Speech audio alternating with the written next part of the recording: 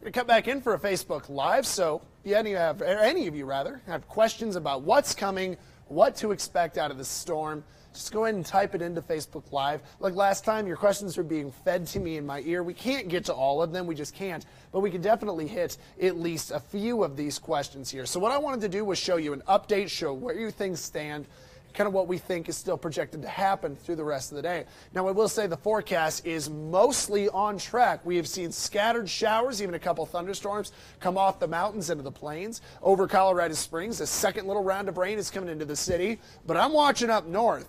We're waiting for that rain to snow changeover. It's already happened in Fort Collins. It's happened in Boulder. It's starting to really happen over Monument Hill. So let's dive in a little bit closer here. Watching, like I said, that second wave of actually snow over the mountains over Pikes Peak with showers spreading in from downtown over the Broadmoor up to Colorado Springs. This is a light rain, but it is going to be a cold one with the wind we've got outside. Some more light showers to the south. Now, as we pan up towards the Monument Castle Rock stretch, that blue and purple mixed in is a snow and then also a rain-snow mixture. It was always around 2 o'clock was kind of the better time frame for this to really start snowing over Monument Hill, and we are seeing that, but notice it's really more on the north side of things, almost really more into Douglas County as you go on up. Denver is still seeing mostly a rain, but this is all going to keep evolving through time. So our model doing a fairly good job. It kind of understood, hey, some more scattered showers pop into the Springs, that bigger rain complex out in eastern El Paso County with a rain to some rain-snow mixture up on Monument Hill.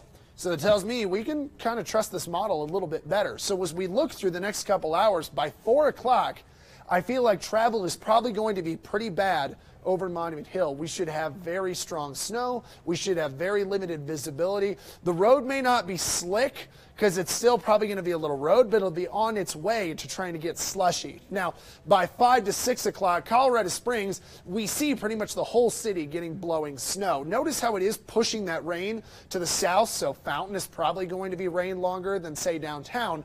But eventually, this is all moving south as a rain to Pueblo, rain to Canyon City, snow over the southern mountains, and that rain that pushes through the plains tonight will eventually turn over to snow. This is 10 o'clock. And one thing we have to keep in mind, everyone, it is going to be a blowing snow out of the north. The one thing that is going to happen is that downsloping effect off the Palmer Divide is going to keep trying to clear out areas from the south side of Colorado Springs, probably just south of Fountain to Pueblo, and keep it drier overnight. So we really won't get that much action in through there. 12 o'clock, we're still pushing the snow, the wind-driven snow out of the east, out of the plains, and it kind of fades off by Thursday morning. Haven't moved my snow totals around a whole lot since this morning. The biggest change I had was a little bit more snow possible towards Rye in the wet mountains, and then that southern I-25 corridor. I've raised those numbers up from Walsenburg to Trinidad, but around the Pikes Peak region, still looks fairly on track. As we get in a little closer, this is what I'm seeing out of you. 4 to 8 inches from Woodland Park over and towards Monument Hill. I think that Larkspur, Castle Rock, especially Larkspur, might actually be kind of the bullseye within that I-25 corridor, the heaviest snow. Pretty heavy over Black Forest, and you all need to keep in mind, this is coming with a wind that will blow like this, out of the north, gusting between 50 to 70 miles per hour. Maybe not that 70 range over Monument Hill, but it'll kind of do it and come back down towards Black Forest Falcon, which means Highway 24 and Highway 94 will be very dangerous drives this evening. And again, blizzard conditions, especially in northern El Paso County. South of Briargate, not that much comes. North of Briargate, it's a lot more snow. So we look down to Pueblo, between Canyon City and Pueblo. I mean, you're going to get snow eventually tonight, and it will be blowing, and there could be whiteout conditions, but you're just going to get so much less that it's not as much of an issue. Now, the southern I-25 corridor is looking a lot better. Basically, some upslope push of better energy is going to give us like 1 to 3 inches between Colorado City to Walsenburg, 2 to 4, 2 to 5 inches between Walsenburg to Trinidad. More of that kind of in and around some of the higher spots on the interstate, and it's wind-driven, so it is going to drift around a little bit. Finally, the plains, still generally sticking with a trace to an inch, maybe a couple spots out towards Kiowa County get up to 2 inches. But the biggest problem with snow over the plains is that these highways run east to west, some of the bigger ones, and the wind's coming out of the north. So late tonight, very hazardous travel purely from not being able to see. So, Tom, let's go ahead and talk about maybe just a question or two. What do you got? Some of you were asking about the Briargate area and what that looks like. Let me go back in my slides just a little bit, because that's kind of a good question. So the Briargate area for this particular storm is a better cutoff point. Woodman Road for the bomb cyclone was a really good cutoff point for this one. Briargate's a better area. So if you live along Briargate in that region, east or west of it, especially east of it, that's where some of the best snow or the worst conditions will kind of start, from Briargate north. So Briargate itself, I have between 2 to 5 inches. As you go north to Briargate, like kind of let's say up towards the Bass Pro Shop, that's where your snow totals are going to be higher, but it's highest over Monument Hill towards Black Forest. I hope that kind of makes sense. Basically south of Briargate, like let's say Fillmore, Garden of the Gods, your snow totals go down. Downtown, the snow totals will be next to nothing, but here's the deal. We're still getting a tremendous amount of blowing snow over the city. So it could be whiteout conditions between like 5 to 7 o'clock during the evening commute in downtown Colorado Springs, but you'll be driving on wet pavement. So it may not feel as bad, but visibility is kind of the bigger issue. It's more up north where that snow is able to stick better because it'll be colder. Let's do another question, Tom.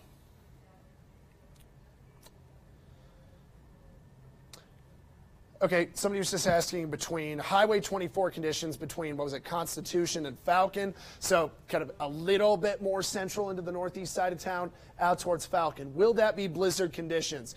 I need everybody to treat Highway 24 as if the entire thing is going to have blizzard conditions, because while the snow will be better out towards Falcon and then out towards Callahan, we will have a driving wind all the way over Highway 24 east of town. Actually, Woodman Road going east is going to get a tremendous amount of wind as well, and blowing snow will cause blizzard conditions, cause that low visibility. And those of you who live in Woodland Park, Highway 24 going west, you're going to get a lot of snow. You just won't have as much wind because the mountain range here is kind of blocking out Teller County from some of the worst conditions. Let's do another question, Tom.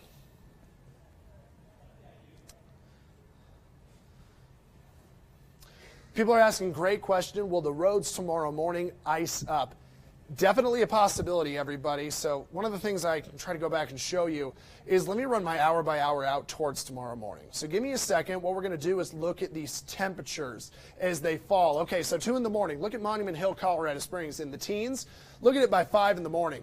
We're keeping things in the teens. So all of the air temperatures are going to fall well below freezing. Wind chills will be single digits or below, especially over northern El Paso County. So anything that is wet tonight, I would say after midnight, starts to have a pretty good chance of icing up. It very well could be very icy and very slick tomorrow morning. So you're going to have to be careful. You know, one thing that's going to make that more of a possibility is simply that we're so warm right now, there's going to be a lot of melting when the snow first starts to fall. So you all, it doesn't matter what road you're at, you all need to take extra careful for ice tomorrow morning, and especially just kind of watch the roads up in Woodland Park, northern El Paso County, Highway 24 and Highway 94 east. Tom, let's do another question. Conditions in Ordway. It's out east, I think, of Pueblo. So let's go ahead and check down into that area. I'm going to have to go to the plains, actually, to try to draw that map out. If you live out east, that's north of Rocky Ford. But basically, if you live out east of Pueblo, because this actually works pretty well, the Highway 50 corridor in particular, you're going to be seeing lighter snowfall. Okay, so from Fowler to Lamar, your snow totals are generally at or under an inch. The snow totals look best over towards Prowers County and Kiowa County, but everybody that sneezes snow into the plains east of I-25, you are going to be seeing some of the best, strongest winds, especially along and then north of Highway 50. So Ordway would probably be able to get some 60, 70 mile per hour winds with blowing snow. And that's going to come tonight. A lot of you will probably be home from work already, but the later you have to go out tonight, the more hazardous your drives become. So just remember, if you live in the plains, it's a strong north wind tonight that comes with snow that will cause problems for those evening and late night commutes. All right, let's do a couple more questions, Tom.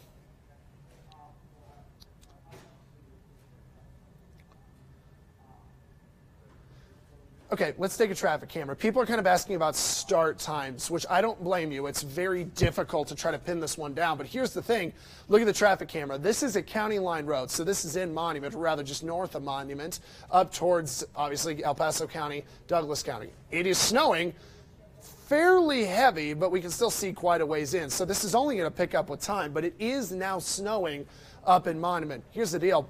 It's just so darn warm on that ground that you're really barely even getting it to stick in the grass. So if you come back in towards me and we take a look at our modeling, I can try to show you the timing again a little bit better. So at 1 to 1:30, which is like now, we're heading towards 2 o'clock. We know that we've got snow over Monument Hill, but I just don't think it gets a lot more collected and organized until like 2 to 3 o'clock. So we're snowing in Monument Hill, but to me it won't get heavier until closer to 3 o'clock. And then by 4 o'clock, it is likely snowing very heavy through Monument Hill. By 4 o'clock, Colorado Springs is mixed in with a rain and snow mixture over Briargate, but downtown is still probably seeing a rain. At this point, by 4 o'clock, it's been snowing in Woodland Park for a while. In the northeast corner of the Springs, or El Paso County, excuse me, by 4 o'clock is also probably seeing fairly heavy snow with that strong wind. Now, by 5 and 6 o'clock, the rest of town is likely getting some good blowing snow between 5 to 6. We still drive that rain down to Pueblo, but around 8 to 9, we'll eventually try to turn that rain to snow in Pueblo. It'll happen a lot better in that southern I-25 corridor. And then as we just kind of track the snow out east, it really starts to get out of the way by midnight for areas like Springs, Pueblo, even down towards Trinidad. Monument could have a few flurries left over by tomorrow morning. This is 5:30 in the morning. But really by like 6 to 7, almost all of it is out of the way. So that's what it's looking like. Downtown, the timing is still roughly around 5 to 6 o'clock, maybe 7 at the latest for some good blowing snow. For Briargate, it's around 4 o'clock, maybe 5 at the latest in Briargate for good blowing snow. And for Monument, I think 3 o'clock, it's blowing some much heavier snow. And by 4, it's pretty dangerous to travel. Let's do one more question, Tom.